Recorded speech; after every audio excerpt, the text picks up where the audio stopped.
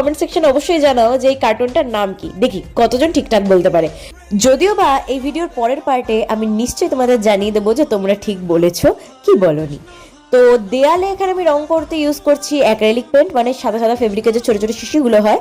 আর প্রথমে সবসময় যে কোনো ড্রয়িং করার আগে হোয়াইট একটা বেস করে নেবে, তো সেটার পর আমি যেরকম ঠিক এটার কালার সেই ওয়াইজ করছি। এটা কোনো রেফারেন্স থেকে ফটো নেওয়া নয়, আমি গুগল থেকে আলাদা আলাদা পিকচার বার করে নিজের মন থেকে এটাকে আলাদাভাবে এঁকেছি। এটা পুরো কমপ্লিট না হলে বুঝবে না, আর একটা ভিডিওতে এটা পুরো কমপ্লিট করাও সম্ভব না, তাই এটাকে আমাকে পার্টি করতে হবে, কারণ বুঝতেই পারছো দেয়ালের ছবি তো একটু সময় লাগে।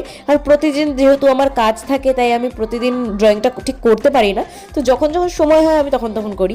আশা করি যে তোমরা এটা বুঝবে আর আমাকে সাপোর্ট করবে, তাই ভিডিওটাকে অবশ্যই একটা লাইক করে দেবে আর কমেন্ট সেকশনে অবশ্যই লিখবে যে কীরকম হচ্ছে।